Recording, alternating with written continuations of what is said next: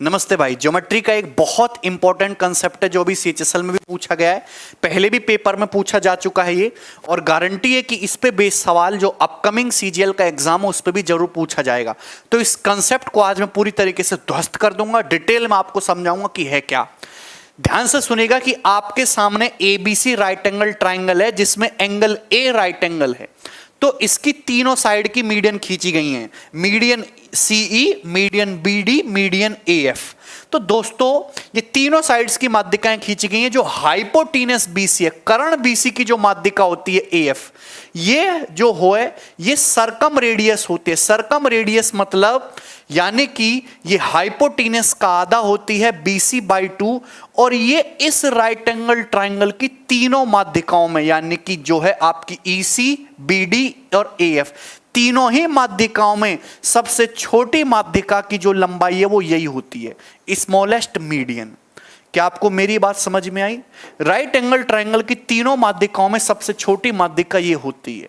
दोस्तों ये जो पॉइंट होता है F, ये जो पॉइंट है ये हाइपोटीनस का मिड पॉइंट है, यही राइट एंगल ट्राइंगल का सरकम सेंटर भी होता है, परिकेंद्र होता है। ये राइट एंगल ट्राइंगल का सरकम सेंटर है, परिकेंद्र। ये जो 90 डिग्री वर्टेक्स पॉइंट है ये राइट एंगल ट्राइंगल का ऑर्थो सेंटर है, यानी कि लंब केंद्र, ऑर्थो सेंटर लंब केंद्र। तीनों माध्यिकाएं एक दूसरे को यहां पे काट रही हैं दोस्तों, ये सेंट्रोइड है यानी कि केंद्रक। तो ऑर्थो सेंटर, सेंट्रोइड, सरकम सेंटर एक ही लाइन में होंगे। ये जो रेशियो है दोस्तों 2:1 का होगा। पेपर में जरूर सवाल आता है कि राइट एंगल ट्राइंगल की हाइपोटीनस की लंबाई दे देगा और आपसे ऑर्थो सेंटर और सेंट्रोइड के बीच की डिस्टेंस पूछता है कि ऑर्थो सेंटर और सेंट्रोइड के जो बीच की डिस्टेंस है, यानी कि आपसे ये पूछी जाती है, तो ये जो लेंथ होगी ऑर्थो सेंटर सेंट्रोइड के बीच की दूरी, ये क्या होगी मेरे दोस्त? ये हाइपोटीनस का BC का 1/3 होती है, BC बाई 3। तो बहुत छोटी छोटी सी बातें मैंने आपको समझाई। अब मैं अपने मेन कंसेप्ट की तरफ आता हूं जो मैं आज आपको बता रहा हूं। ध्यान से सुनिएगा। ये ABC राइट एंगल ट्राइंगल, इसकी तीनों वही माध्यिकाएं खींची गई हैं। आप बोलोगे जी सर, तो BC तो हाइपोटीनस है, इसको हटाओ। AC और AB क्या है? लेग्स हैं। तो लेग्स की जो मीडियन है CE और BD, CE और BD इनके स्क्वायर का सम BD square plus CE square बराबर क्या होता है? हाइपोटीनियस BC का स्क्वायर प्लस DE का स्क्वायर। DE ये लेंथ है। हाइपोटीनियस BC का स्क्वायर प्लस DE का स्क्वायर। आप बोलोगे जी सर, लेग्स की मीडियन के स्क्वायर का सम CE square plus BD square बराबर हाइपोटीनियस BC का स्क्वायर प्लस लेग जो ये जो लेंथ है DE का स्क्वायर। भाई ये DE क्या है? D साइड AC का मिड पॉइंट है, और ये E क्या है? तो आप कहोगे सर E साइड AB का मिड पॉइंट है। तो मिड पॉइंट थ्योरम से जो DE है, ये मिड पॉइंट थ्योरम से हाइपोटीनस का आधा ही तो ही मिड पॉइंट थ्योरम से, यानी कि एक्चुअल में ये DE हाइपोटीनस का आधा सरकम रेडियस ही है, कैपिटल R। तो अगर मैं यहां DE की जगह BC/2 रख दूं तो कंसेप्ट क्या हो जाएगा भाई? BC square plus BC square बटे 4, तो 5 BC स्क्वायर बटे 4 हो जाएगा।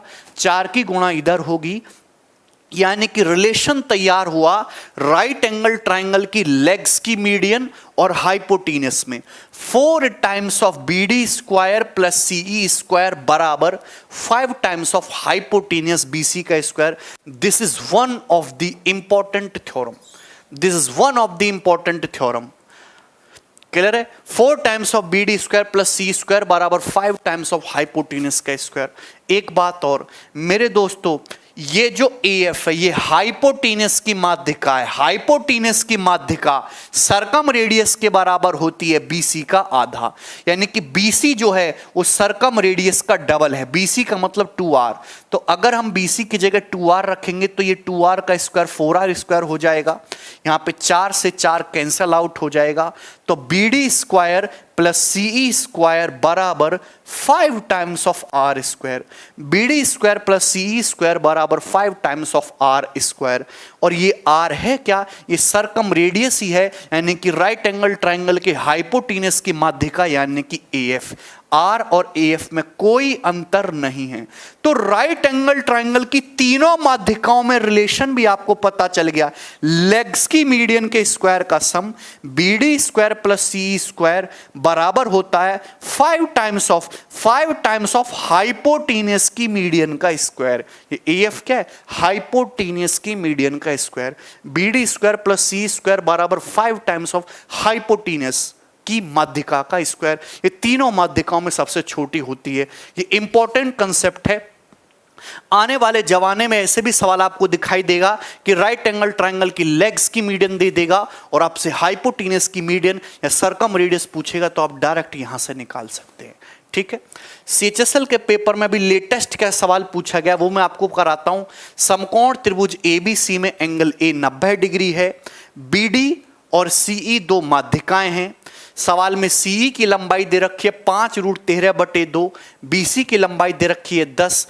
आपसे बीडी पूछा है, माध्यिका बीडी पूछा है, तो there is a direct formula 4 times of CE का स्क्वायर। सीई का स्क्वायर करेंगे तो 25 गुणा 13/4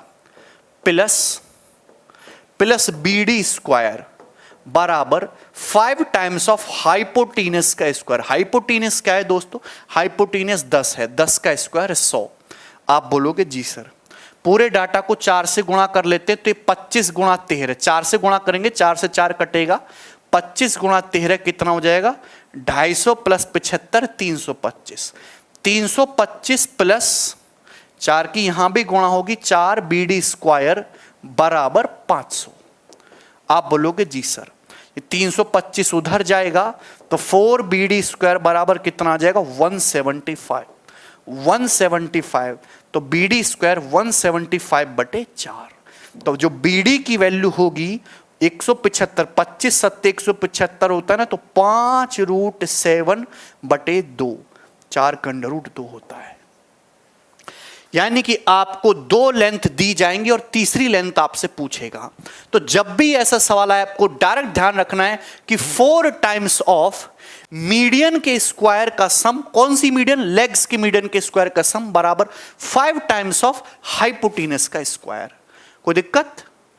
किसी भी बच्चे को इसमें कोई संदेह? तो ये मैंने आपको शॉर्ट नोट बताया है, आप इसको अपनी कॉपी में जो भी आप डायरी बना रखे हो उसमें नोट कर लीजिए। ठीक है, चलिए दोस्तों।